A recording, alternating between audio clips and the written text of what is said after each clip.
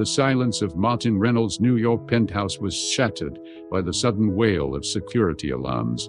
The 58-year-old tech mogul jolted upright in his ergonomic office chair, spilling coffee across the quarterly report spread before him. His security team burst through the door within seconds, faces tense with practiced urgency. "Sir, there's been a breach. Someone's inside our network," announced his head of security, a former NSA specialist whom Reynolds paid 3 times his government salary. "That's impossible," Reynolds snapped, though the dread settling in his stomach suggested otherwise. His company, Nexus Technologies, boasted one of the most sophisticated cybersecurity systems in the world. A breach wasn't just concerning, it was unthinkable. The security chief's phone buzzed. His expression shifted from urgency to bewilderment as he read the incoming message. "Sir, the intruder is requesting a video call through our own secure channel." Reynolds' jaw tightened. After building a $7.3 billion empire from nothing, he'd made his share of enemies, competitors, former partners, even nation-states. But none had ever been brazen enough to hack his personal system and then request a conversation. "Put them through," he ordered, his voice steady despite the hammering of his heart. "Trace the signal." The wall-mounted screen flickered to life, revealing not the shadowy figure of international espionage Reynolds had anticipated, but something far more startling. A teenager, a skinny boy with unruly dark hair and a hesitant smile, sat before a modest desk in what appeared to be a cramped bedroom. Posters of famous tech innovators, including a younger Reynolds himself, were tacked to the wall behind him. "Hi, Mr. Reynolds," the boy said, his voice cracking with obvious nervousness. "My name's Eliot Chen. I'm really sorry about setting off your alarms, but I've been trying to reach you for months." He held up a tablet, displaying complex code structures.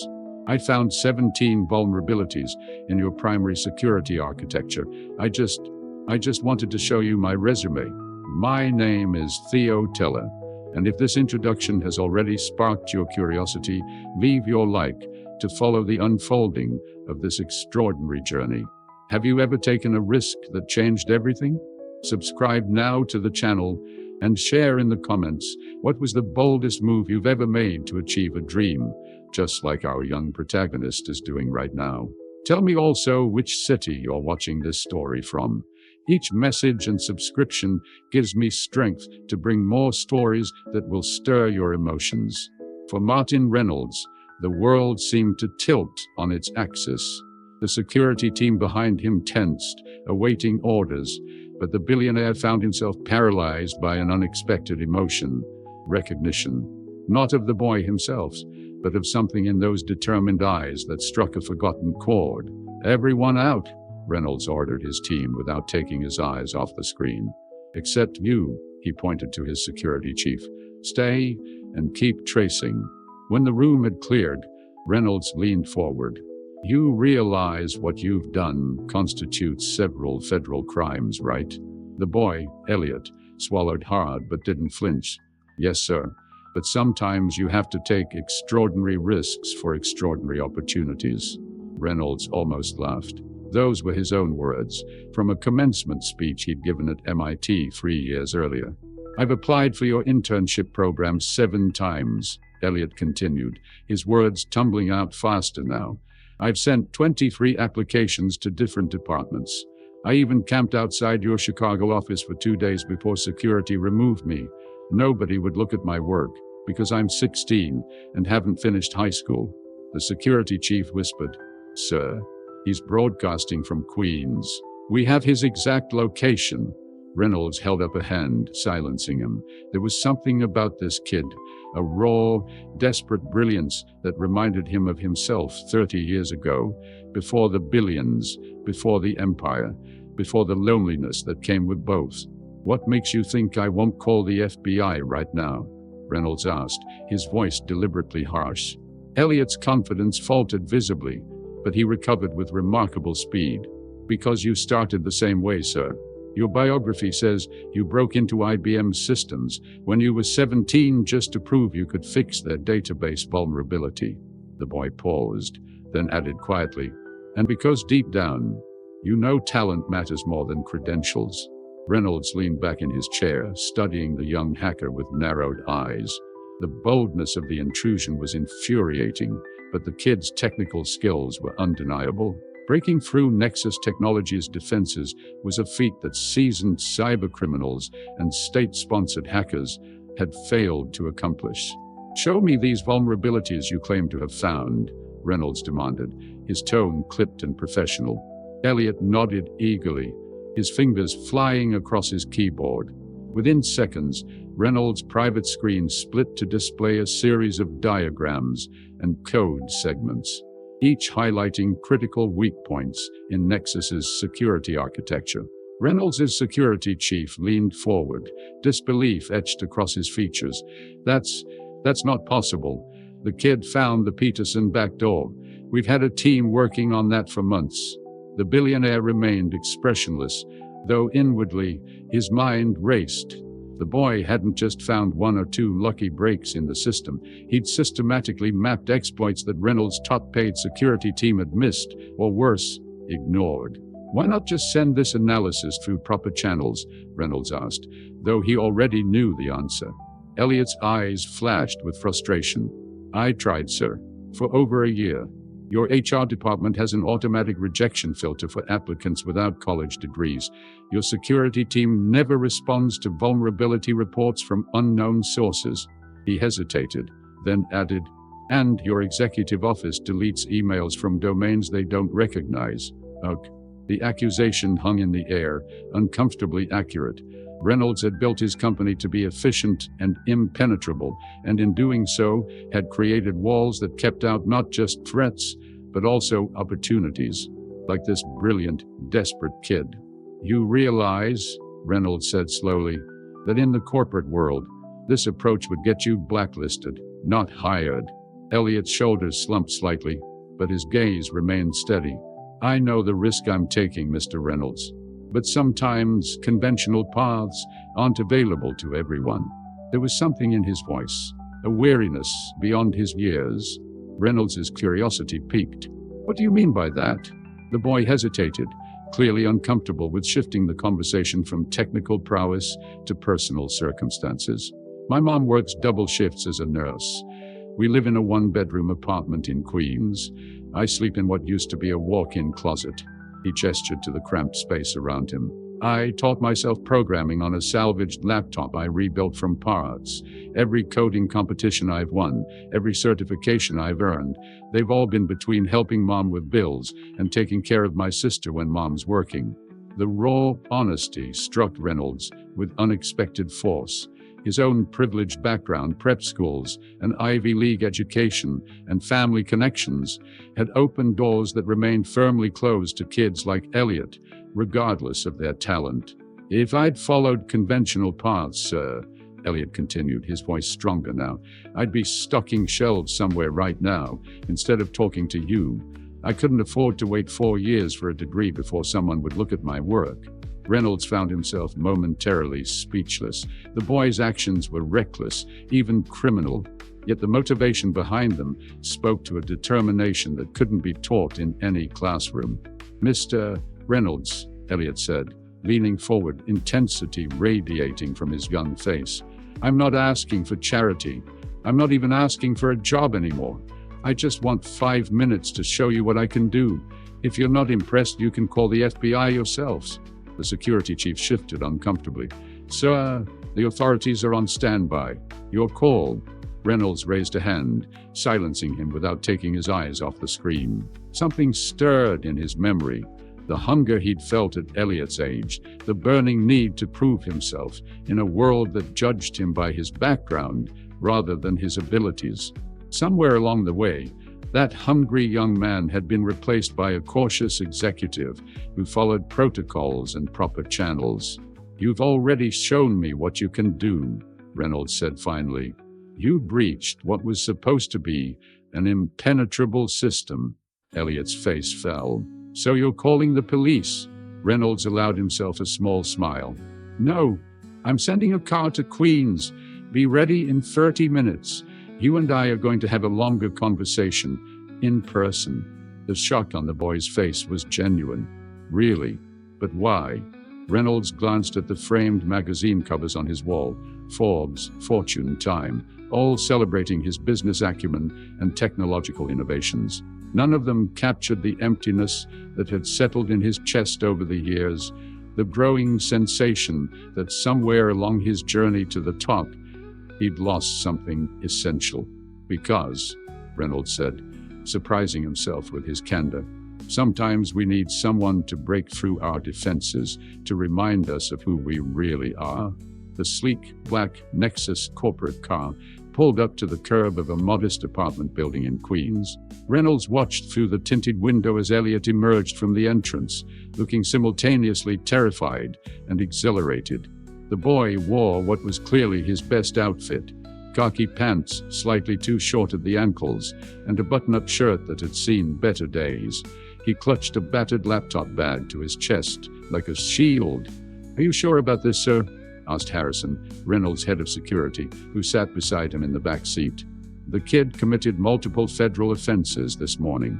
Reynolds continued to observe Eliot, who now hesitated at the car door, clearly second-guessing his decision to accept the invitation. "Tell me, Harrison, when was the last time anyone surprised you at Nexus?" The security chief frowned. "We're not in the business of surprises, sir. We're in the business of predictability and stability." "Exactly," Reynolds murmured. "Perhaps that's becoming our problem." The door opened, and Eliot slid into the seat opposite them, his eyes wide as he took in the luxury vehicle's interior. Reynolds noted how the boy immediately surveyed his surroundings, mentally mapping exits and calculating distances, the instincts of someone who had learned to be vigilant from an early age. "Thank you for not calling the police, Mr. Reynolds," Eliot said, attempting to sound confident despite his obvious nervousness. His eyes briefly met Harrison's suspicious glare before returning to Reynolds. "Don't thank me yet," Reynolds replied coolly. "I haven't decided what I'm going to do with you." The car pulled away from the curb, gliding into New York traffic. Reynolds studied the young hacker, noting details he couldn't see over the video call. The calloused fingers of someone who spent hours typing, the dark circles under alert eyes, the way he sat forward rather than relaxing into the comfortable leather seat, as if he couldn't afford to let his guard down. "You mentioned your mother works double shifts," Reynolds said. "Does she know you've been hacking into corporate networks?" Eliot flinched visibly. "No, sir. She thinks I've been doing online coding competitions."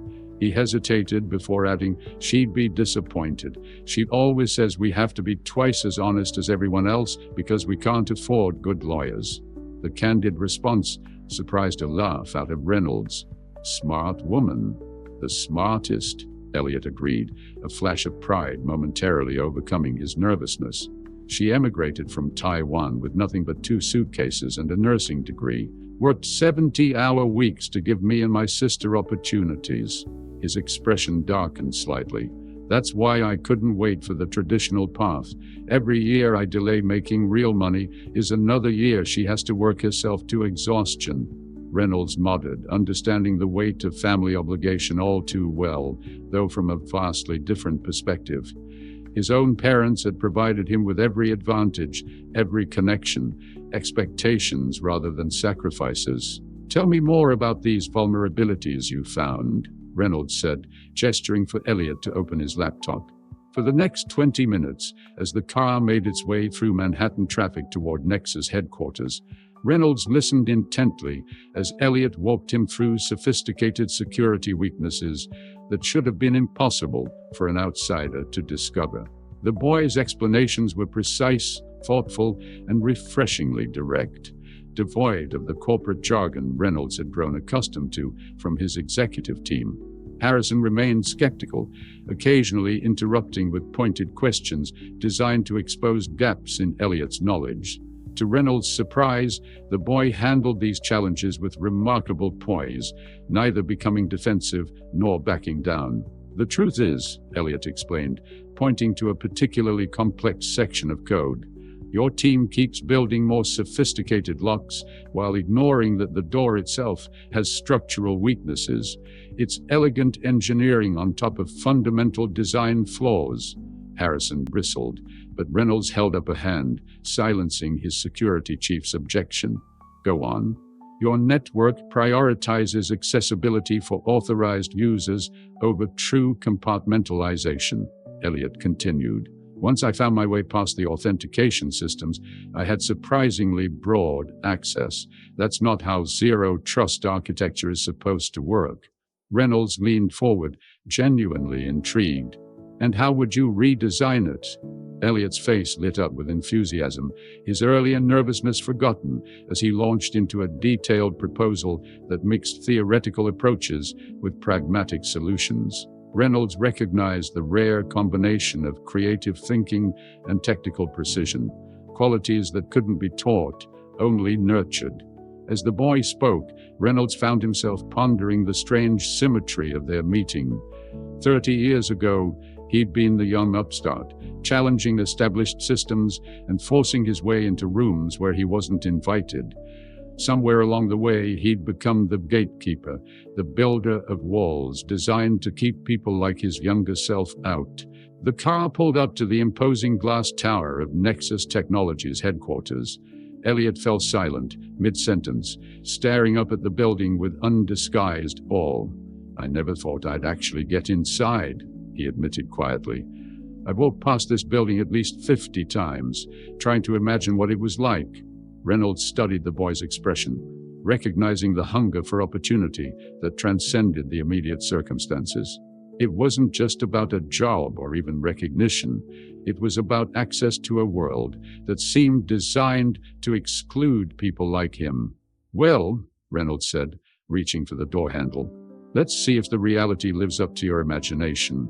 The Nexus Technologies executive floor buzzed with barely contained confusion as Martin Reynolds strode through with Eliot at his side. The billionaire moved with practiced confidence, nodding curtly to startled employees, while the teenage hacker struggled to match his pace, eyes wide as he absorbed every detail of the environment he'd previously only seen in tech magazines and corporate videos. Sir, a concerned executive assistant called out as they passed the C-suite.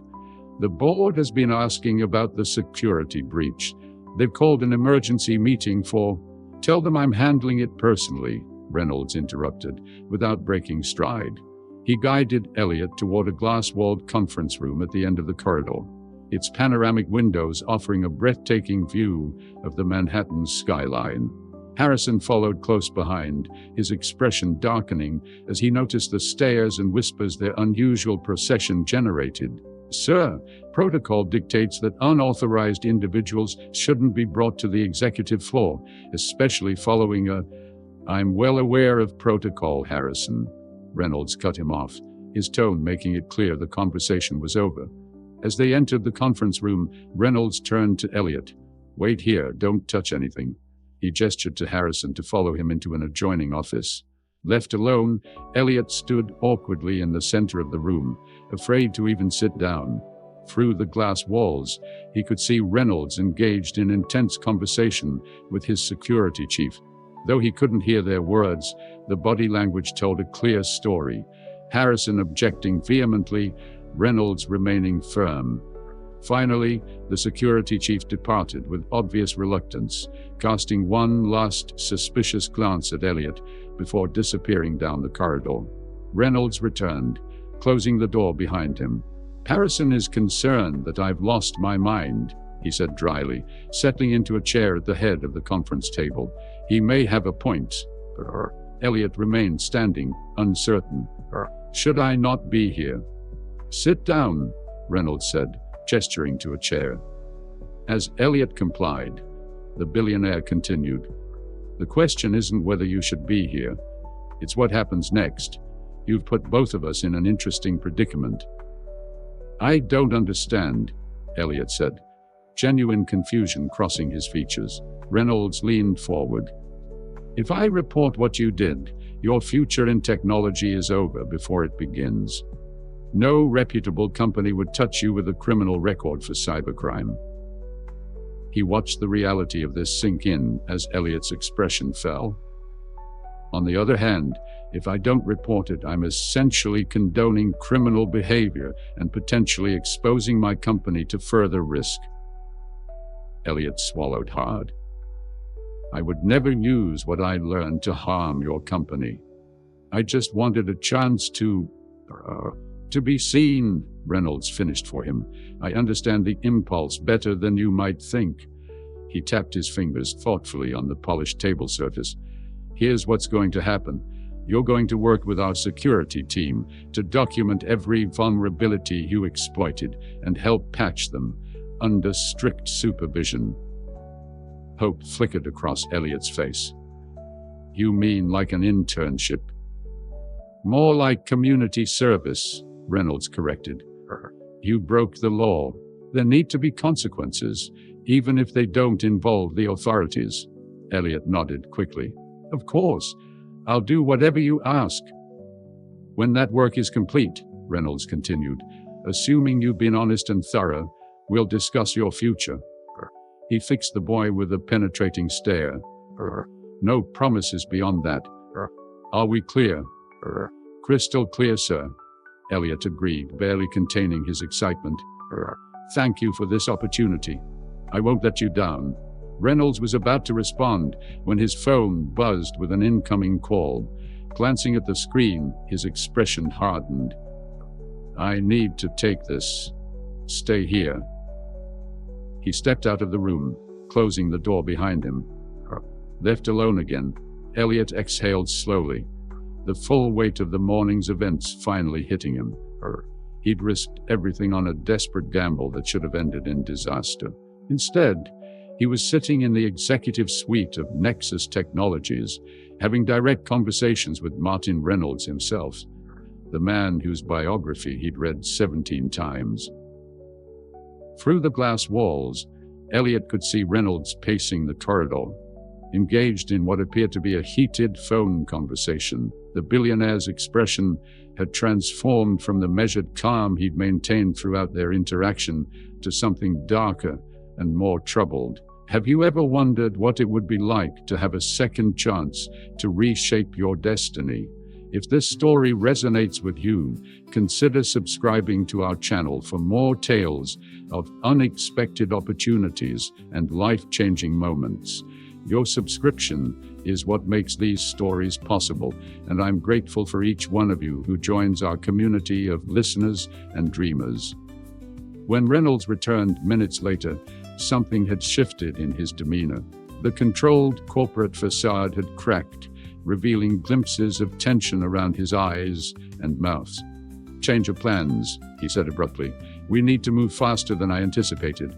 The board and legal team are already mobilizing their response to the breach. Eliot straightened in his chair, alarm evident in his posture. Are they going to press charges? Not if I can help it, Reynolds replied, surprising them both with the firmness of his commitment. But I need something from you first. Something beyond technical assistance. Anything, Eliot said without hesitation. Reynolds studied the boy intently before making his decision. I need you to tell me everything about yourself. Not just your technical background, but who you really are, your family, your circumstances, your education, everything. Confusion crossed Eliot's face. Why does that matter? Because, Reynolds said, lowering his voice, I'm about to put my reputation on the line for you, and I need to know who I'm fighting for. For a moment, Eliot sat frozen, the unexpected request catching him completely off guard. The conference room suddenly felt smaller, the expansive view of Manhattan less impressive and more intimidating. He hadn't prepared for this, for personal questions that went beyond his coding abilities. I'm not sure where to start, he admitted, his earlier confidence faltering. Reynolds leaned back, his expression softening slightly. Start with the truth. Why did you really hack into my system? And don't tell me it was just to show me your resume. Eliot's gaze dropped to his hands. When he spoke again, his voice was quieter. My mom got sick last year. Stage 2 breast cancer. Reynolds' expression shifted, genuine concern replacing his businesslike demeanor. She's in remission now, Eliot continued quickly, but the medical bills nearly bankrupted us, even with insurance. She had to take unpaid leave, and then our landlord raised the rent. His hands tightened into fists on his lap. I watched her cry at night when she thought I was asleep, trying to figure out how to keep us afloat. The teenager looked up, meeting Reynolds' eyes directly. I started doing freelance coding work, fixing websites, building apps, whatever I could find. But the pay was always low, because no one takes a 16-year-old seriously. Then I saw your company's announcement about the security division expansion and the six-figure starting salaries. Understanding dawned on Reynolds' face. So this wasn't just about proving yourself, it was about survival. Eliot nodded. I tried the legitimate route first, I swear. But after the 7th rejection, he shrugged, a gesture that conveyed both helplessness and determination. I figured if I could just show you what I could do, make you see me as more than just a kid from Queens. Reynolds was quiet for a long moment, processing this new information. Finally, he asked, Does your mother know you're here now? No, Eliot admitted. She thinks I'm at the library studying. She works the night shift at New York Presbyterian, so she's sleeping now. A flicker of guilt crossed his face. I'll have to tell her something when I get home. Reynolds nodded, his expression unreadable. You mentioned a sister earlier? Lily, Eliot said, a genuine smile warming his face for the first time. She's 12. Smarter than me, honestly. She's the one who got me interested in computers in the first place. How so? She has cerebral palsy, Eliot explained. When we couldn't afford specialized communication software, I taught myself to code so I could build her custom tools. That's how I got started, actually. Solving real problems, not just theoretical exercises. Reynolds' expression shifted as pieces fell into place. The accessibility modifications you mentioned when you were explaining the security vulnerabilities, that wasn't just theoretical knowledge. Eliot shook his head. I spend a lot of time thinking about how systems exclude people. Sometimes it's by design, sometimes it's by oversight. Either way, there are always gaps, ways in for those who need them badly enough. The parallel to his current situation wasn't lost on either of them. Reynolds stood abruptly, moving to the window. For several minutes, he stared out at the city skyline, his back to Eliot. When he finally turned around, his expression had changed. A decision had been made. Here's what's going to happen, he said, returning to the table. You're going to work directly with me on a special project, a complete security overhaul with emphasis on both protection and accessibility. Eliot blinked in surprise. Not with the security team. No, Reynolds said firmly. This stays between us for now. I want your unfiltered perspective before the corporate culture gets a chance to reshape it. He paused, then added, You'll be compensated, of course. Standard consultant rates. Eliot's eyes widened. Consultant rates, but I'm just a consultant, Reynolds finished for him. Age doesn't matter, results do. He pulled out his phone and sent a quick message before continuing. We'll need to bring your mother into this conversation. I won't have a minor working for me without parental consent, especially given the unusual circumstances. Panic flashed across Eliot's face. She's going to be furious when she finds out what I did. Probably, Reynolds agreed. But I suspect she'll be more concerned about your future than your past mistakes. There was something in his tone, a hint of personal experience that made Eliot look at him with renewed curiosity. Why are you doing this? Eliot asked suddenly. You could just report me, or even pay me to go away quietly. Why take a risk on someone like me? Reynolds considered the question carefully. 20 years ago, I would have said it was because you have extraordinary talent, and talent should be nurtured regardless of circumstance. He paused, gathering his thoughts. But the truth is more complicated. He returned to his seat across from Eliot. Nexus Technologies employs over 17,000 people. We have offices on 4 continents. Our software is used by governments and Fortune 500 companies worldwide. His expression grew more intense, and yet a 16-year-old from Queens managed to expose vulnerabilities that our entire security division missed. I had the advantage of looking from the outside, Eliot offered. Exactly, Reynolds said pointedly. The outside, where most of humanity exists, while we build systems that serve an increasingly narrow slice of society. He leaned forward. Do you know what happens to companies, to entire cultures, that seal themselves off from outside perspectives? Eliot shook his head. They die, Reynolds said simply. Slowly at first, then all at once. They become so focused on protecting what they have that they fail to see what they're missing. The billionaire's eyes held a distant look, as if seeing beyond the immediate situation to broader implications. Your hack wasn't just a security breach. It was a wake-up call. Before Eliot could respond, Reynolds' phone buzzed again. He checked it and stood. My car is waiting to take us to your apartment. It's time to have a conversation with your mother.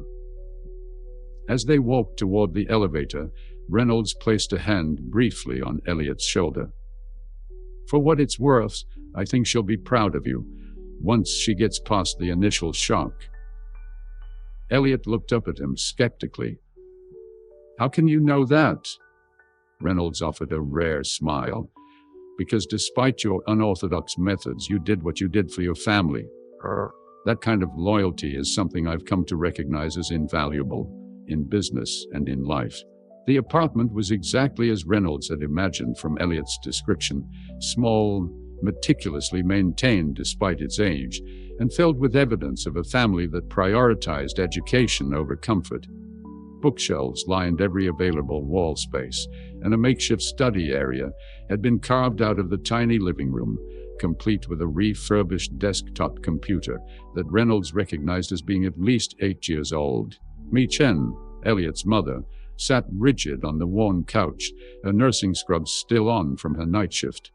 Her exhaustion was evident in the dark circles under her eyes, but her posture remained perfectly straight, dignity emanating from her like a physical force. Beside her sat Lily, Eliot's younger sister, watching the proceedings with intelligent eyes that missed nothing. Let me make sure I understand correctly, May said, her accented English precise and careful. My son hacked into your multi-billion-dollar company's secure network, committed several federal crimes in the process, and your response is to offer him a job. Reynolds, perched somewhat uncomfortably on a kitchen chair that had been brought into the living room for him, nodded. That's essentially correct, Ms. Chen. And why would you do this? She asked, suspicion evident in her tone. There must be thousands of qualified programmers who haven't broken the law to get your attention. Reynolds glanced at Eliot, who stood nervously by the window before returning his attention to May. Your son has a unique perspective that my company desperately needs. He found weaknesses in our systems that our highest paid experts missed. Because he was looking for ways to break in, May countered. That doesn't seem like a quality to reward.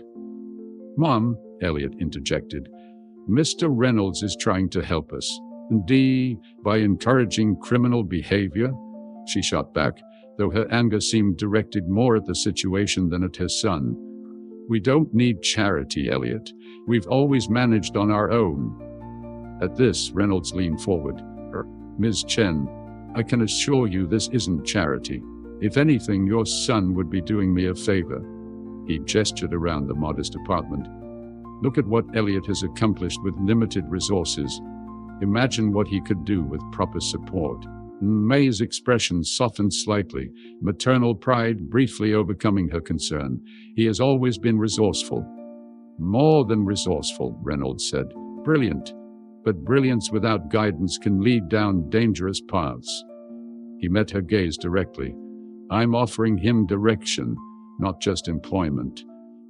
A moment of silent communication passed between mother and billionaire.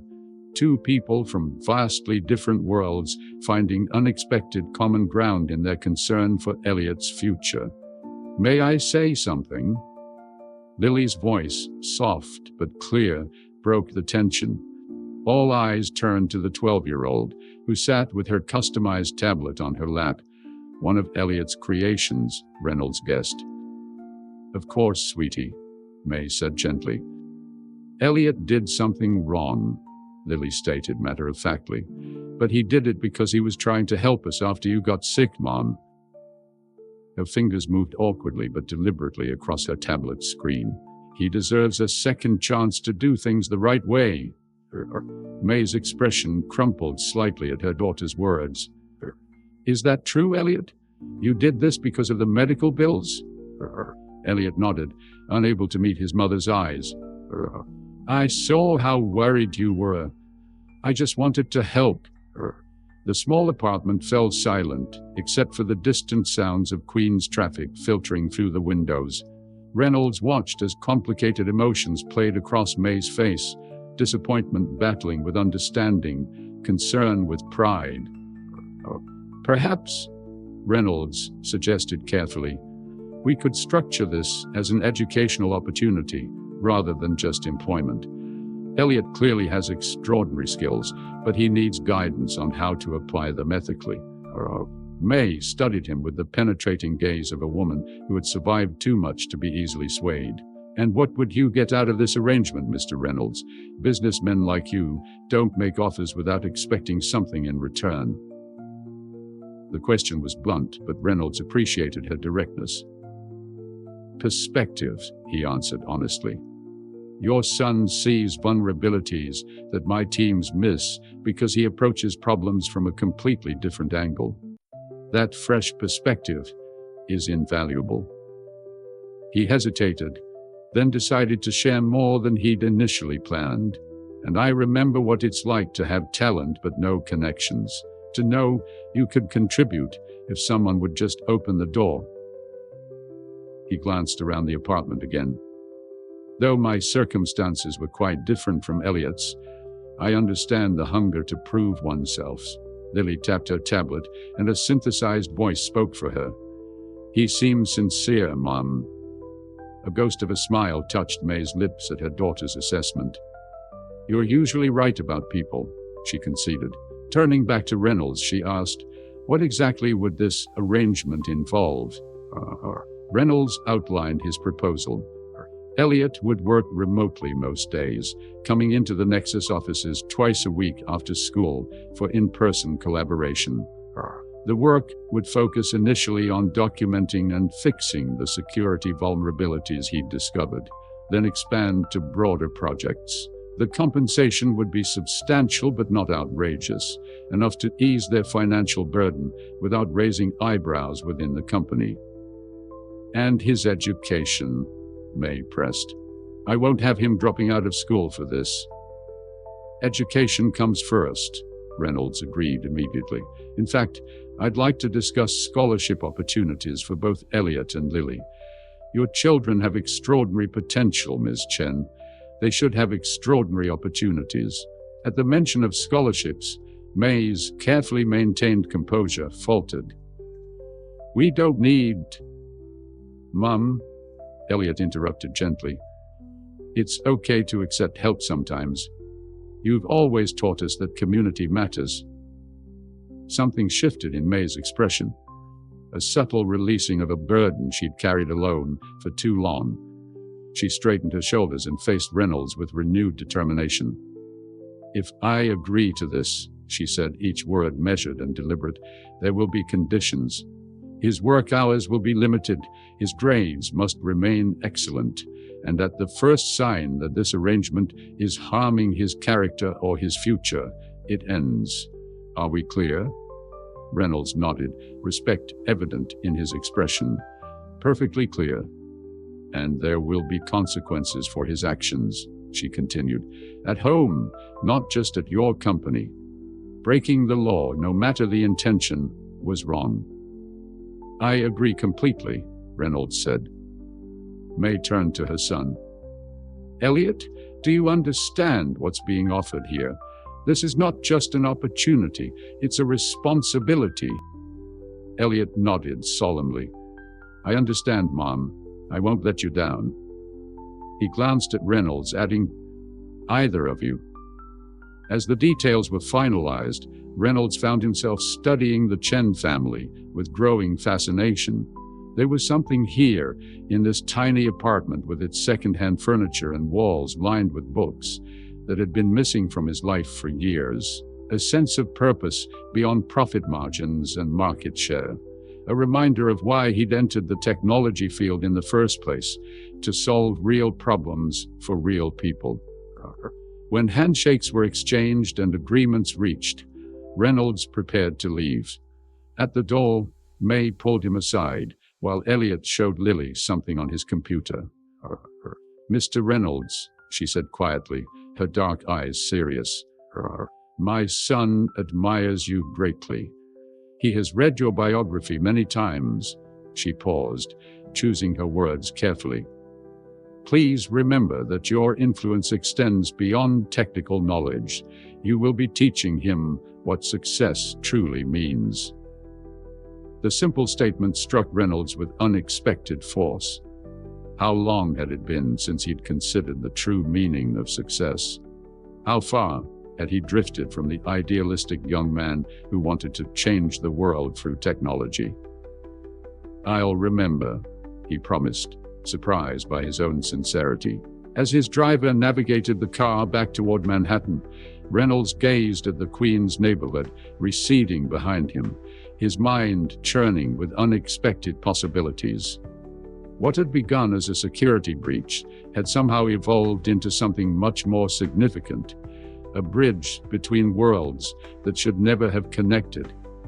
His phone buzzed incessantly with messages from the board, from legal, from PR, all demanding explanations and action plans regarding the morning's security incident. Reynolds silenced the device and continued staring out the window, watching as the modest residential buildings of Queens gradually gave way to the towering ambitions of Manhattan's skyline.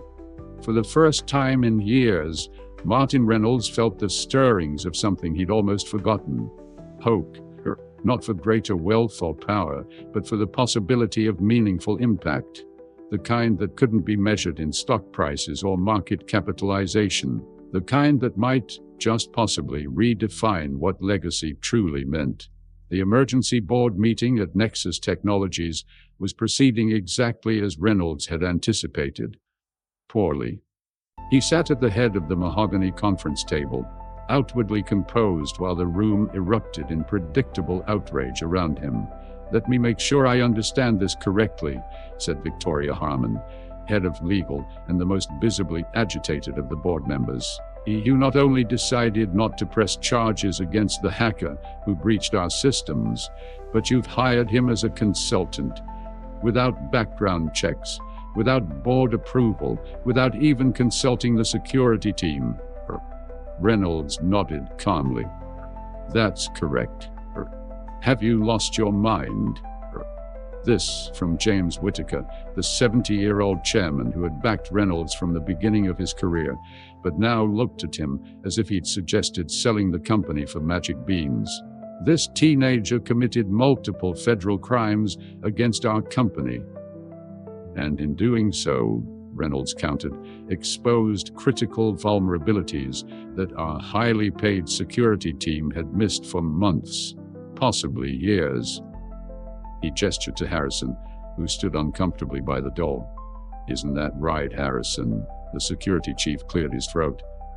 The breaches were significant, he admitted reluctantly. But that doesn't justify.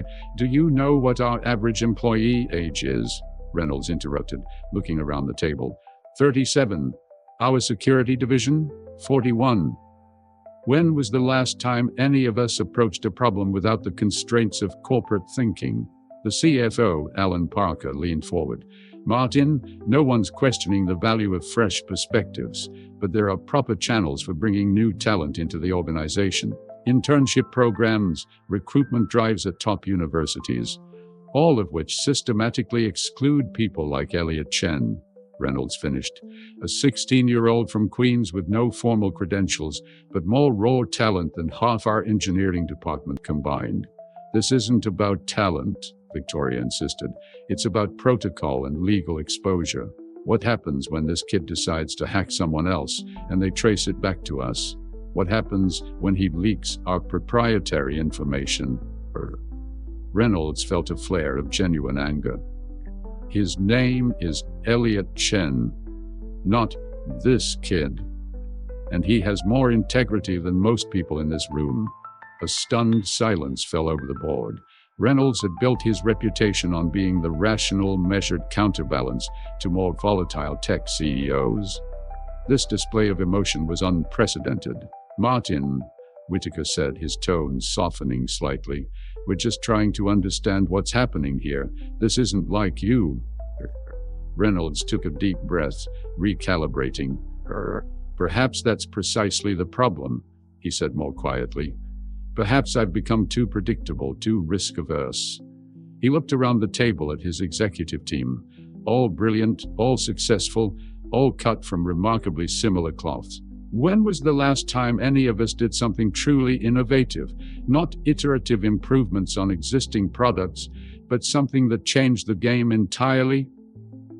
The uncomfortable silence that followed was answer enough.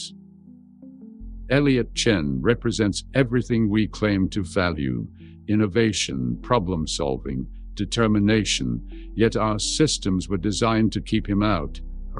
Reynolds opened the folder before him, sliding copies of a document across the table. This is a preliminary analysis he completed over the weekend, identifying 32 distinct security vulnerabilities in our primary architecture. 32. The board members exchanged uneasy glances as they reviewed the document.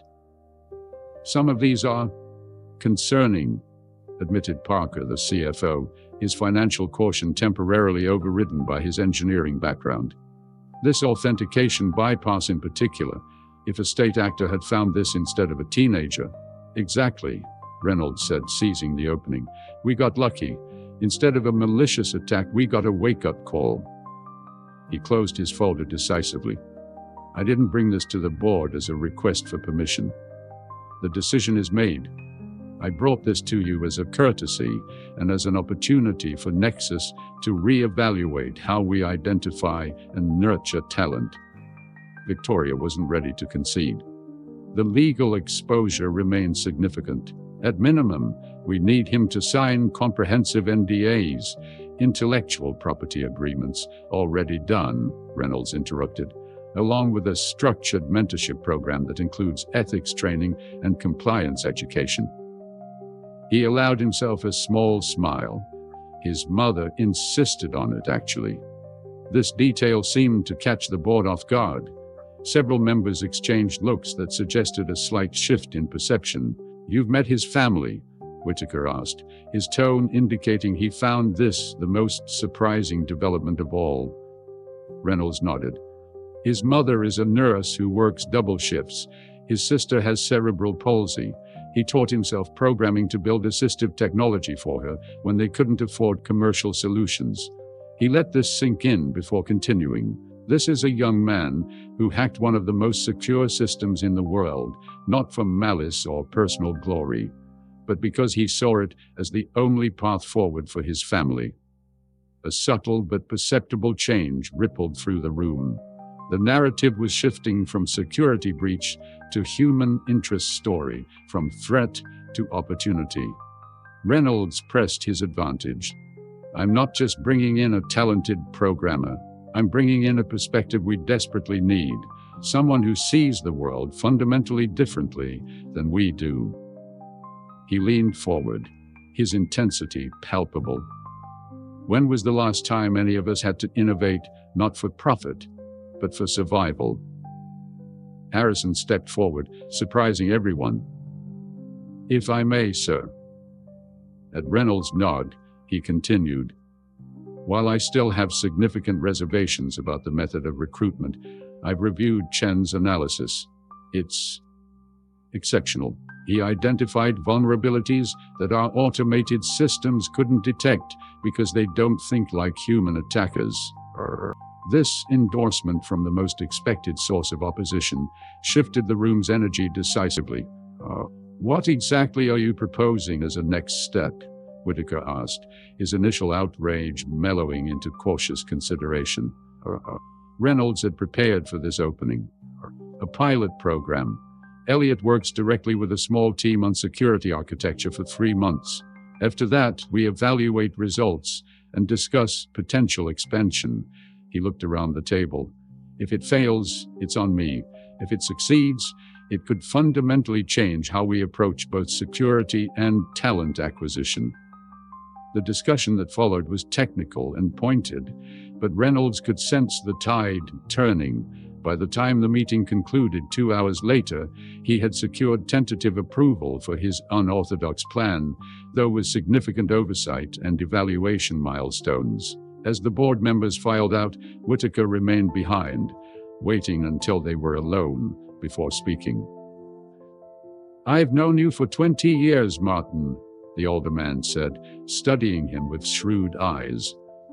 "I've watched you build this company from nothing. Make the hard decisions, sacrifice personal relationships for professional success." He paused, choosing his words carefully. "I've never seen you fight for something, or someone like this." Reynolds considered deflecting but opted for honesty instead. "This feels important in a way that quarterly projections and market share haven't in a long time." Whitaker nodded slowly. "Be careful. You've built a reputation on being rational, predictable, reliable. The markets value stability." "Perhaps I've been too stable," Reynolds replied. "Too isolated in success." The chairman regarded him thoughtfully. "This isn't just about the boy's technical skills, is it? Something else is happening here." Reynolds moved to the window, gazing out at the city sprawled beneath them. "When I was in Queens, in that tiny apartment with second-hand furniture and walls lined with books they couldn't really afford, I saw something I haven't seen in this building in years." He turned back to Whitaker. "Purpose. Not ambition, not competitiveness. Pure, unvarnished purpose. And that matters to you now, after all this time." Reynolds considered the question carefully. "I think it always mattered. I just forgot somewhere along the way." Whitaker studied him for a long moment before nodding. "Well, I've backed your instincts for 20 years. I'm too old to stop now." He moved toward the door but paused before leaving. "Just remember, Martin, transformation is rarely comfortable. Whatever you're looking for here, be prepared for it to change more than just the boy's life." Left alone in the conference room, Reynolds returned to the window, watching the patterns of light and movement in the city below. Millions of lives intersecting in ways he'd stopped noticing years ago. From this height, Queens looked no different from Manhattan. The artificial boundaries between worlds blurred by distance and perspective. His phone buzzed with a message from Eliot. "Finished the network analysis you requested. Found something unexpected in the legacy systems. When can we discuss?" Reynolds smiled, feeling a surge of something he hadn't experienced in longer than he cared to admit. Genuine curiosity, possibility, perhaps even purpose. "Tomorrow," he typed back, 7 a.m., "bring everything you found." Then on impulse he added, "Good work, Eliot." 3 simple words that somehow felt more significant than the multi-million-dollar deals he routinely negotiated. A bridge between worlds that should never have connected, but somehow had. And in that connection lay possibilities that neither the billionaire nor the boy from Queens could yet imagine. Dawn had barely broken over Manhattan when Eliot arrived at Nexus headquarters, clutching his laptop and a worn backpack. Reynolds was already waiting in the lobby, surprising the night security team who rarely saw the CEO before normal business hours, let alone at 6:45 a.m. "You're early," Reynolds observed, leading Eliot toward a private elevator that required his biometric authentication. Couldn't sleep, Eliot admitted. There were shadows under his eyes, evidence of a night spent in intense focus. What I found, it didn't make sense at first, but then when I started digging deeper— Wait, Reynolds interrupted, gesturing to the elevator's camera. Let's continue this conversation somewhere secure. They rode in silence to the 58th floor, bypassing the executive suite for a small, windowless room that Eliot hadn't seen during his previous visits. Reynolds placed his hand on a scanner, then entered a complex code. The reinforced door slid open to reveal what appeared to be a private research space. Cutting-edge equipment, multiple screens, and notably, no network connectivity indicators. "This is my personal lab," Reynolds explained, noting Eliot's curious expression. "Air-gapped from the company network. What we discuss here stays here." He gestured for Eliot to take a seat. "Now, tell me what you found." Eliot opened his laptop, fingers flying across the keyboard as he pulled up his findings. "I was mapping the authentication protocols like you asked, looking for vulnerabilities in how the system handles credential verification." He brought up a complex diagram on the main screen. "But I kept finding these anomalous access patterns, brief connections from internal IPs that shouldn't have access to certain databases." Reynolds frowned, leaning closer. "Internal connections? You're saying we have insider activity?" "That's what I thought at first," Eliot continued, highlighting specific data points. "But then I noticed the timing patterns. These connections always occur during system updates or maintenance windows, when security logging is minimized." "That could be deliberate concealment," Reynolds noted, his expression darkening. "Exactly. So I created a passive monitoring script that wouldn't trigger the standard alerts." Eliot pulled up another window, showing lines of elegant code, "And that's when I found this."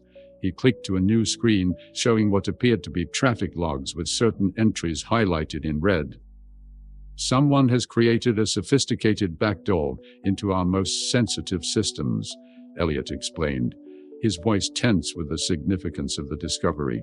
"It's designed to look like routine maintenance processes, but it's actually extracting data, small amounts, carefully selected, to avoid triggering volume alerts." Reynolds' expression remained neutral, but his posture stiffened noticeably. "How long has this been happening?" Eliot hesitated. "Based on the log timestamps, at least 14 months. A heavy silence fell over the room. 14 months meant this wasn't an opportunistic breach. It was a long-term strategic operation. "Do you know what data has been targeted?" Reynolds finally asked. Eliot nodded grimly. "That's the most concerning part. It's not financial information or even customer data." He brought up another screen. "They're exclusively targeting R&D servers, specifically the quantum encryption project and the neural interface prototypes." Reynolds sat back, his face unreadable. "These were Nexus's most classified projects, potential game changers that weren't even acknowledged publicly." "Have you identified the source?" Reynolds asked, his voice carefully controlled. "Not definitively," Eliot admitted. "The connections route through multiple internal systems before reaching an encrypted external endpoint. But—" He hesitated, clearly uncomfortable. "But what?" Reynolds pressed. "The access patterns suggest someone very senior, Mr. Reynolds. The intrusions utilize authentication keys that only executives would have." Eliot looked up, the weight of his discovery evident in his expression. "Whoever's doing this, they're high up in your organization." Reynolds was silent for a long moment, processing the implications. When he spoke again, his voice was quiet, but intense. "How many people could have executed something like this? Given the level of access required and the technical sophistication?" Eliot considered. "Maybe 5 people in the entire company.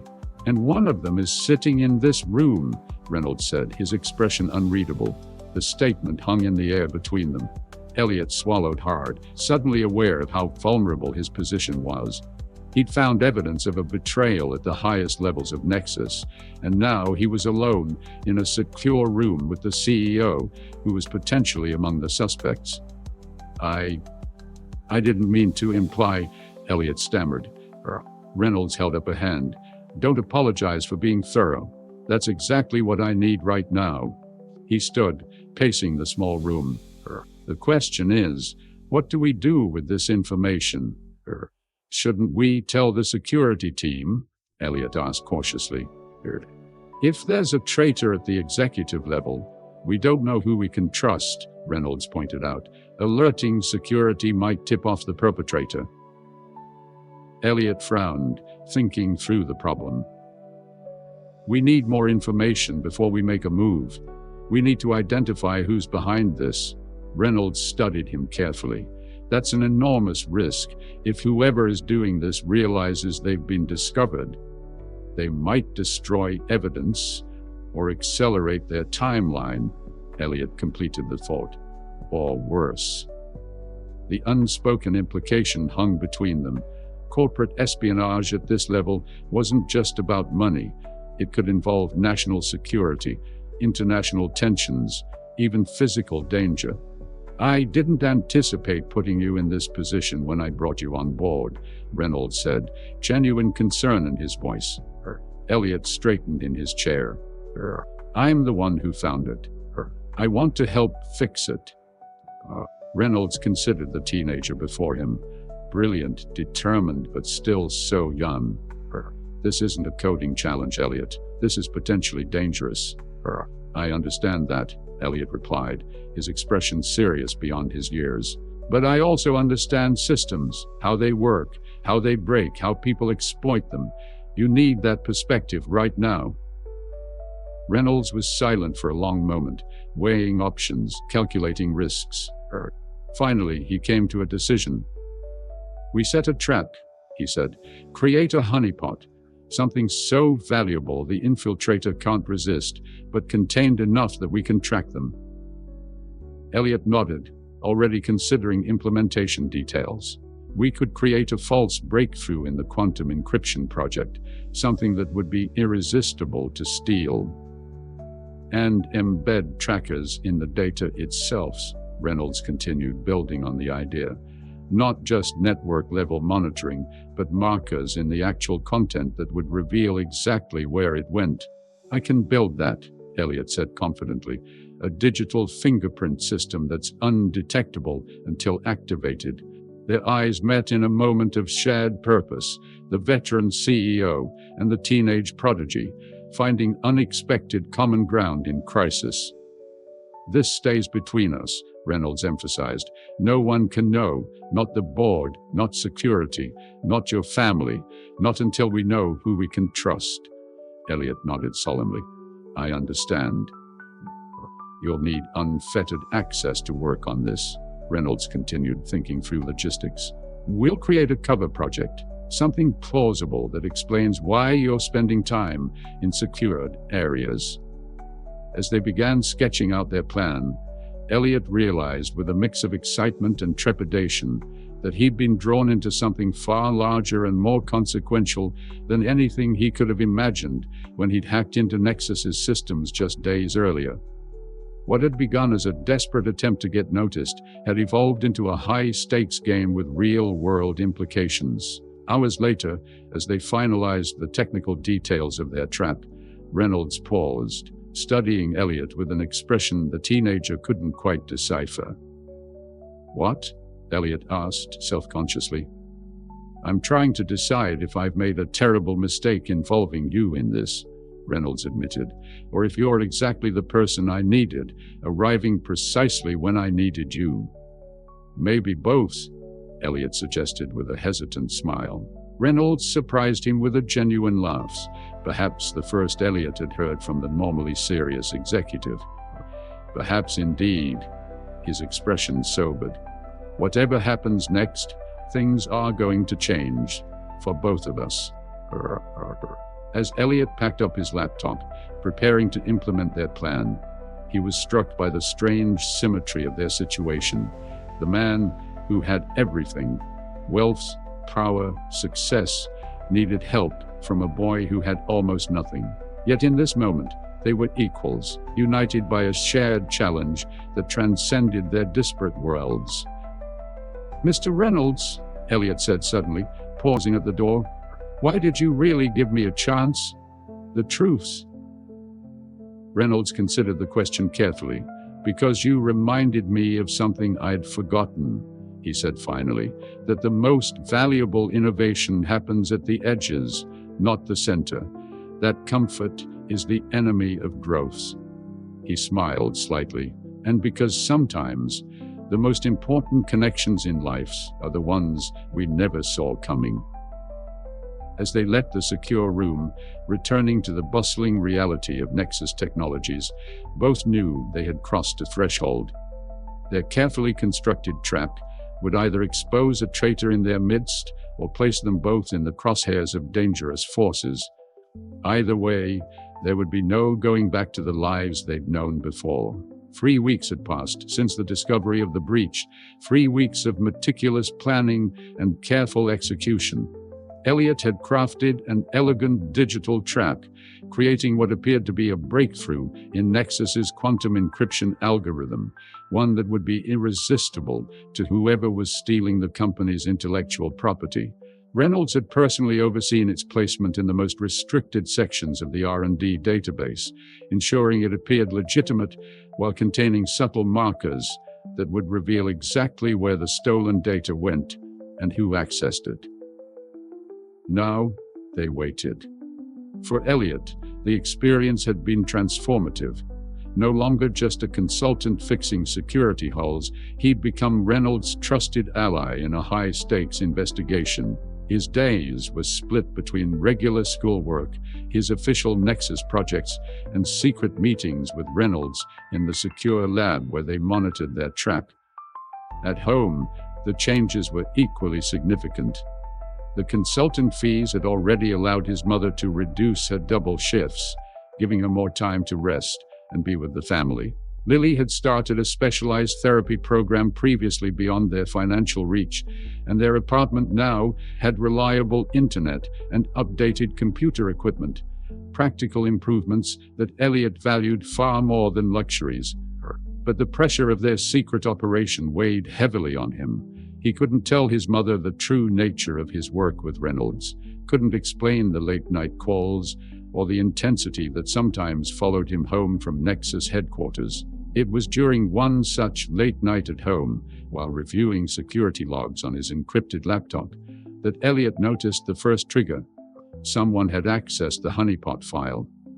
Heart racing, he immediately called Reynolds on their secure line.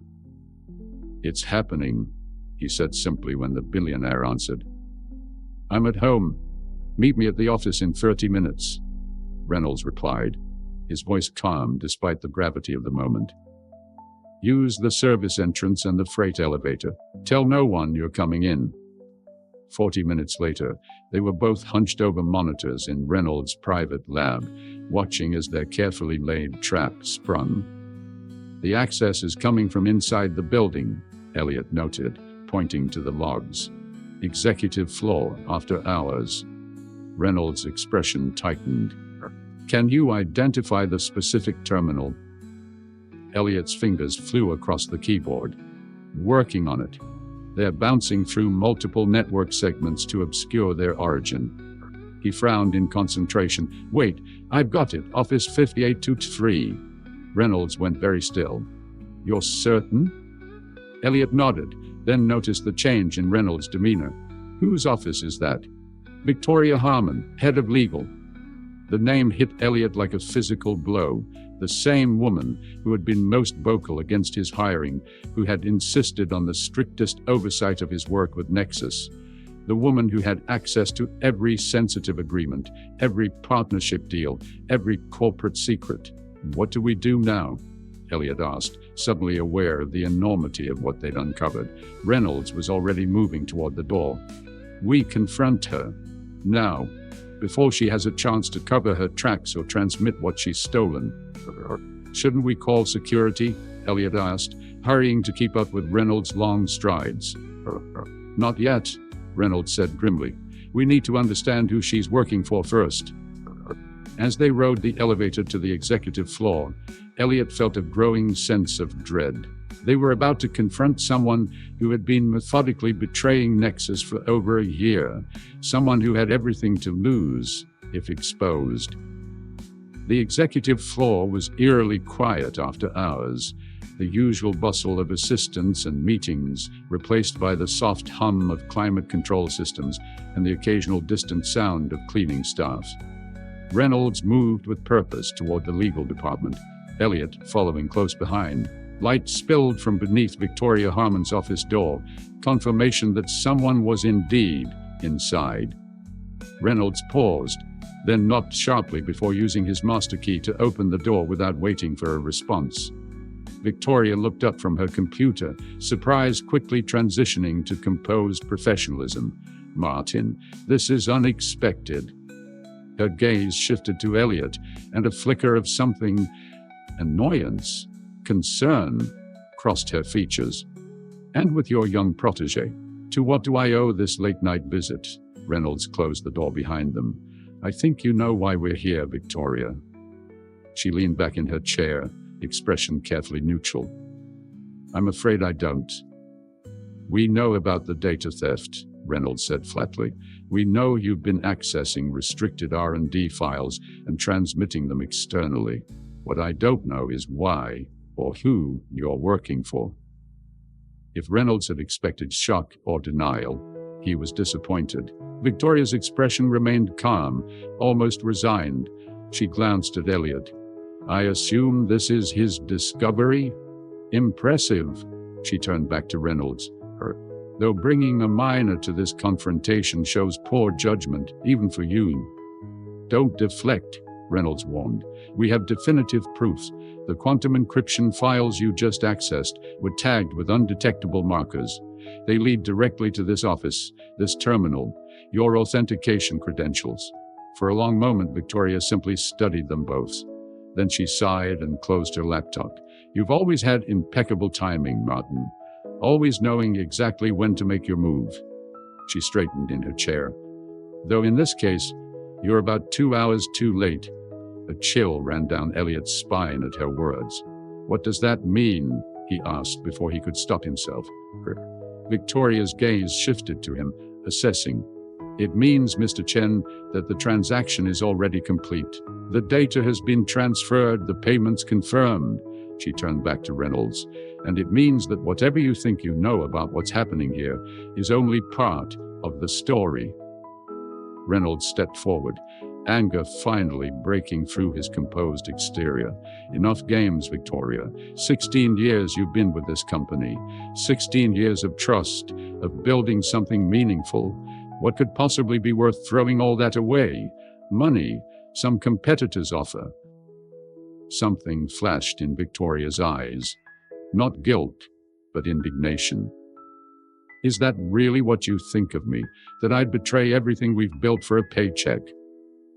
She shook her head. "You've lost perspective, Martin.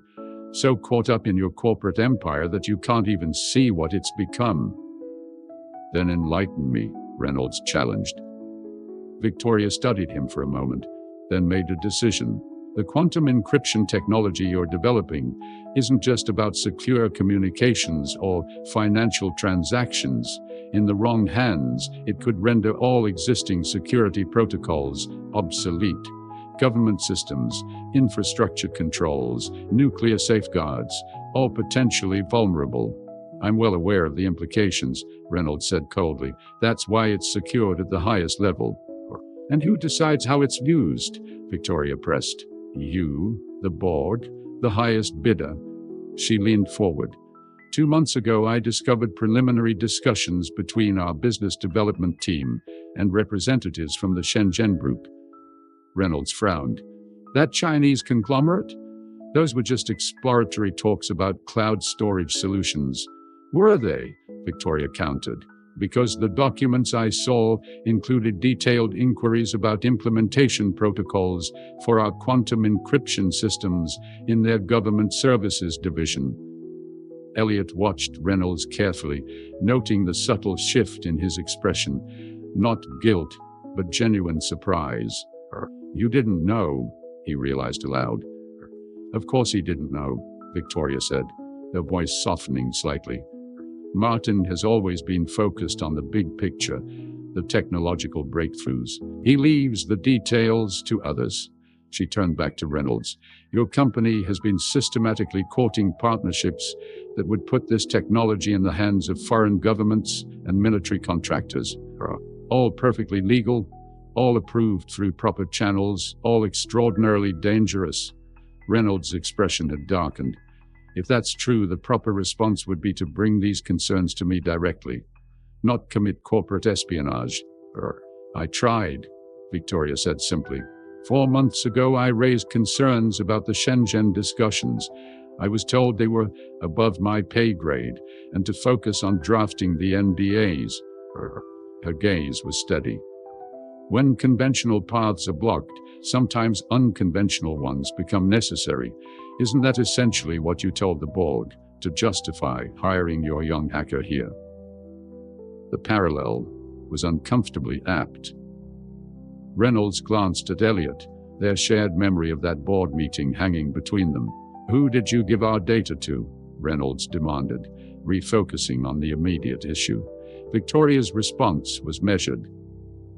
People who will ensure it's implemented with proper oversight and ethical constraints. Who understand that some technologies are too powerful to be left to market forces alone. Government regulators, Reynolds guessed. In a manner of speaking, Victoria acknowledged, though not exclusively American ones. The implications were staggering. International regulatory bodies, multi-government consortiums, oversight committees, entities with the power to impose restrictions on Nexus's most profitable emerging technologies. That wasn't your decision to make, Reynolds said, his voice low and dangerous. No, Victoria agreed. It should have been yours. But you abdicated that responsibility when you decided quarterly profits and market share were more important than the potential consequences of what we're creating here. The accusation hung in the air between them, cutting deeper than either man had anticipated. Eliot watched Reynolds wrestle with Victoria's words, seeing genuine conflict in the billionaire's expression for the first time. What happens now? Eliot asked, breaking the tense silence. Victoria turned to him with unexpected compassion. Now, young Mr. Chen, you learned perhaps the most valuable lesson of your budding career. Even the most brilliant technological solutions can't resolve fundamentally human dilemmas. Reynolds stepped forward. You've committed crimes, Victoria. Serious ones. I have, she acknowledged without remorse, and I'm prepared to face the consequences. The question is whether you're prepared for the scrutiny that will follow, the examination of exactly what Nexus has been developing and who we've been developing it for. It was a standoff, both moral and practical. Pressing charges would mean public exposure of Victoria's concerns. The damage to Nexus could be catastrophic, regardless of whether her allegations proved true. Reynolds turned to Eliot. Wait outside, please. I need to speak with Victoria alone. But Eliot began to protest. Please, Reynolds repeated, his tone brooking no argument. Reluctantly, Eliot stepped out of the office, the door closing firmly behind him. He stood in the empty corridor, mind racing with the implications of what he'd just witnessed. This was far beyond the simple corporate espionage they had anticipated. It was a fundamental conflict about responsibility, ethics, and the unforeseen consequences of innovation. 10 minutes later, the door opened. Reynolds emerged, his expression impossible to read. What's going to happen? Eliot asked immediately. Reynolds was quiet for a moment, gathering his thoughts.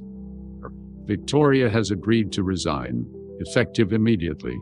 There will be no criminal charges, no public disclosure of what transpired. Eliot stared at him in disbelief. She betrayed the company. She stole proprietary technology. Yes, Reynolds acknowledged, and in doing so, she forced me to confront questions I've been avoiding for too long. He looked at Eliot directly.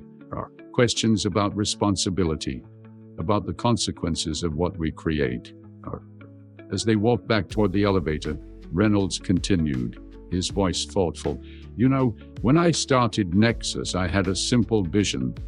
Create technology that empowers people. Somewhere along the way, that vision became secondary to growth, to market dominance, to outsmarting competitors.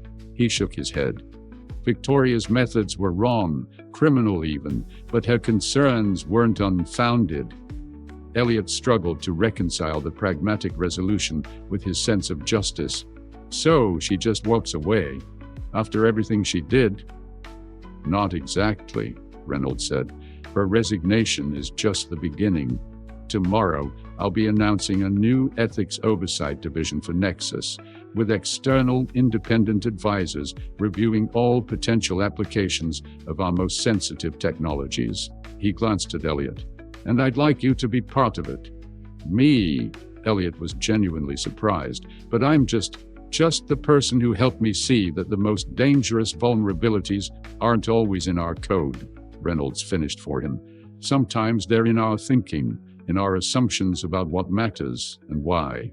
And as they stepped into the elevator, descending from the rarefied heights of corporate power back toward the real world, Eliot felt the weight of the night's revelations settling on him. What had begun as a simple security breach had evolved into something far more complex, a fundamental questioning of how technology should be developed and controlled in a world where its power grew exponentially, while ethical frameworks struggled to keep pace. I thought this would be simpler, Eliot admitted. Good guys versus bad guys, right versus wrong. Reynolds smiled ruefully. Welcome to adulthood, Eliot, where the most important problems rarely have clean solutions and the right path isn't always clearly marked. The elevator continued its descent, carrying them both toward a future neither could have anticipated just weeks earlier, a future where their unlikely partnership might help chart a more thoughtful course through the treacherous waters of innovation and responsibility. 6 months later, the transformation was undeniable. The Chen family had moved from their cramped Queens apartment to a modest but comfortable house in a quieter neighborhood. The mortgage payments were manageable, thanks to Eliot's now official position at Nexus Technologies, no longer just a consultant, but the youngest ever director of the newly formed Ethical Innovation Division. May had reduced her nursing schedule to part-time, allowing her to focus more on her health and family. Lily had started at a specialized school with cutting-edge assistive technology, much of it developed by her brother and his growing team at Nexus. For Eliot, the changes extended far beyond material improvements. His days were filled with challenging work that stretched his abilities beyond mere coding to questions of ethical design, accessibility, and responsible innovation. Under Reynolds' mentorship, he had begun to understand technology, not just as lines of code, but as a force that shaped human lives in profound and sometimes unexpected ways. Reynolds himself was perhaps the most changed of all. The corporate titan had undergone a subtle but significant transformation, redirecting Nexus's considerable resources toward more thoughtful applications of their groundbreaking technologies. The new ethics division wasn't just window dressing, it had real teeth, with the authority to review and potentially halt projects that raised significant concerns. The press had noticed. The Reynolds Renaissance, one business magazine called it. From ruthless to responsible, Martin Reynolds' surprising second act, proclaimed another. Industry analysts debated whether the shift was brilliant brand positioning or a genuine philosophical evolution. Shareholders watched warily as some short-term profits were sacrificed for longer-term, more sustainable growth models. On a crisp autumn morning, Reynolds stood at the window of his office, watching the city come alive below. His assistant had just informed him that Eliot had arrived for their weekly one-on-one meeting, a standing appointment Reynolds never allowed to be rescheduled, despite the constant demands on his time. "Send him in," Reynolds said, smiling as the teenager entered, laptop under his arm, and a spiral notebook filled with his characteristic neat handwriting.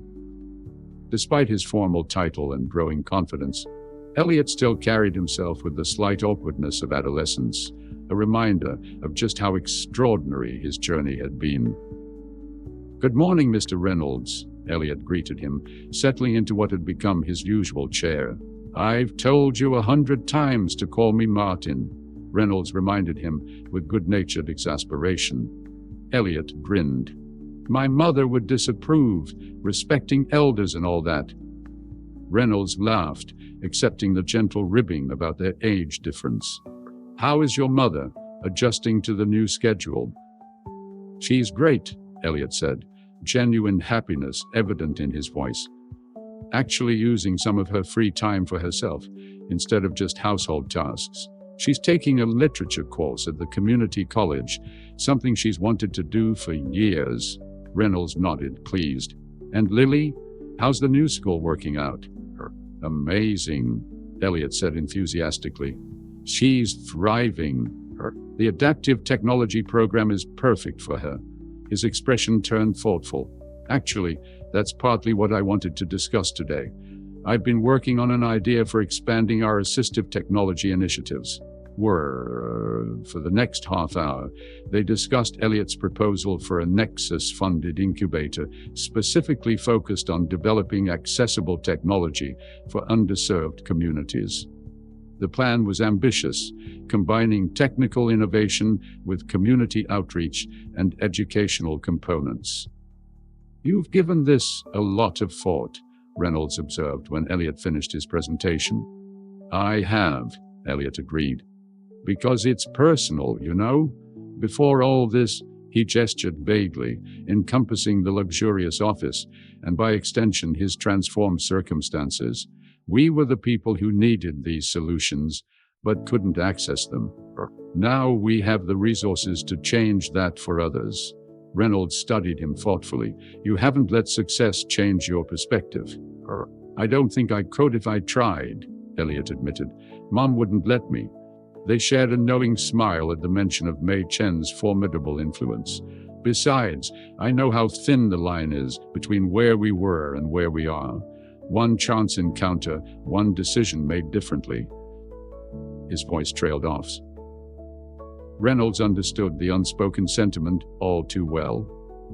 Their unlikely partnership had hinged on a series of improbable choices: Eliot's desperate gamble to hack into Nexus, Reynolds' unexpected decision to meet with him rather than call the authorities, the discovery of Victoria's activities that had forced them both to re-evaluate their assumptions. "I think we should move forward with the incubator proposal," Reynolds decided. "Present it to the board next week. I'll back you." Eliot's face lit up. "Really? Thank you." Reynolds waved away the gratitude. "It's a sound investment, both ethically and financially. Expanding accessibility creates new markets, new users. It's the right thing to do that also happens to make business sense."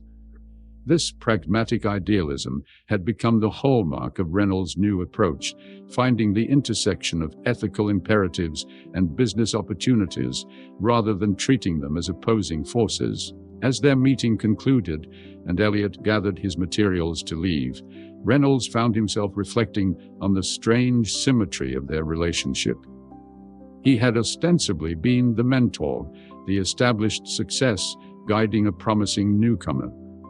Yet in many ways, Eliot had been the catalyst for his own renewal, a reminder of purpose, of the human impact of technological decisions, of the perspective that comes from standing outside the systems of power and privilege. "Before you go," Reynolds said, "there's something else I wanted to discuss with you."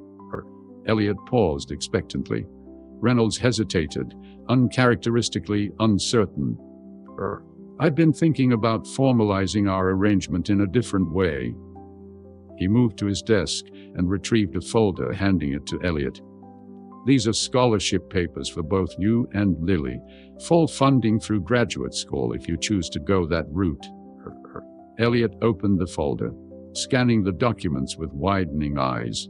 This is incredibly generous, but you've already done so much for us. The job, the opportunities. This isn't about repayment, Reynolds interrupted gently. It's about investment in potential. Yours and Lily's. He paused, choosing his next words carefully. And there's something else I'd like you to consider. From his desk drawer, Reynolds withdrew another document, thicker, more formal, bearing the letterhead of his personal attorney. This is something more personal, a kind of legacy planning. He handed it to Eliot. I'd like you to take it home, discuss it with your mother. There's no pressure, no obligation. Eliot looked down at the document, his expression shifting from curiosity to shock as he read the title. Appointment of Guardian and Establishment of Educational Trust. I don't understand, he said, looking up at Reynolds in confusion. I've been alone for a long time, Eliot, Reynolds said quietly. Focused on building Nexus, on accumulating wealth and influence. What I hadn't built was a legacy beyond the company, someone to carry forward not just business interests, but values, perspective, purpose. Understanding slowly dawned on Eliot's face. You're talking about succession planning for Nexus. For more than that, Reynolds clarified. I have no children, no family to speak of. What I do have is considerable resources and a growing conviction about how they should be directed. He gestured to the document in Eliot's hands. This would establish you as the primary beneficiary of my personal estate, separate from the company holdings. It includes provisions for Lily's long-term care and your mother's financial security. Eliot stared at him, speechless.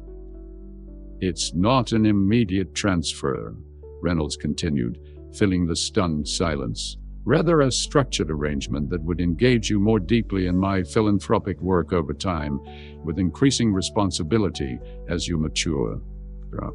I don't know what to say, Eliot finally managed. Reynolds smiled gently. You don't need to say anything now. Talk to your mother. Think about it. This isn't a transaction or an obligation, it's an offer from someone who has come to think of you as family.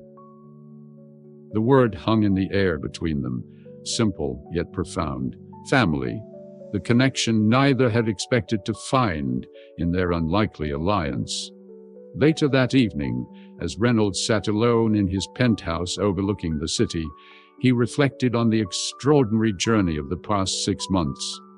The security breach that had led to Victoria's resignation had initially seemed like a crisis, but had ultimately become the catalyst for a profound re-evaluation, not just of Nexus's priorities, but of his own.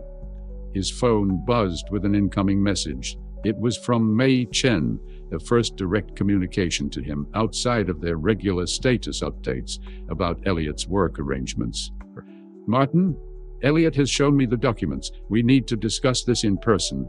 Dinner at our home tomorrow? 7 p.m. Nothing fancy. Just family. Reynolds found himself smiling at her directness, so similar to her son's straightforward approach to problems. Just family, she had written. A simple phrase that encompassed a world of meaning. He typed back a quick acceptance, then returned to the window, watching as lights flickered on across the city as evening settled over New York. From this height, the artificial boundaries between neighborhoods, between Queens and Manhattan, between privilege and struggle, seemed to blur into a single, interconnected tapestry of human experience. 6 months ago, a teenage hacker had broken through his security systems with a desperate plea for recognition. In doing so, he had inadvertently breached something far more significant, the carefully constructed walls Reynolds had built around his life, his purpose, his capacity for connection. Now, standing at the threshold of this unexpected second chapter, Martin Reynolds felt something he hadn't experienced in decades, genuine anticipation for whatever came next. Not just the next deal or product launch or market expansion, but the next conversation, the next shared meal, the next opportunity to build something that transcended business entirely. The quantum encryption technology that had been at the center of the security breach was still under development, still potentially world-changing. But Reynolds now understood that the most revolutionary technology wasn't measured in processing power or market share. It was measured in human connection, in bridging worlds that seemed impossibly distant, in finding family where you least expected it. Tomorrow, he would sit at a modest dining table in a newly purchased house in Queens, breaking bread with a family that had somehow become his own. They would talk about futures and possibilities, about responsibilities and dreams. They would continue writing a story that none of them could have imagined just months earlier. A story not of hacking and security breaches, but of unexpected connections and second chances. A story of transformation, a story of legacy, a story of family forged not through blood, but through the far stronger bonds of shared purpose and mutual respect. I've reached the end of this story, but I want it to continue through you. If this narrative touched your heart or made you reflect on the unexpected connections in your own life, become part of our community of storytellers. Tap the subscribe button. This small gesture means so much to me. Share in the comments which moment of this journey resonated most with you, and if you've ever experienced a chance encounter that changed your life's direction. Your stories are the true treasure of this channel, and that's why we continue here, week after week, sharing these narratives that remind us of what really matters. Until the next story, which I promise will be as special as you, who stayed with me until the end.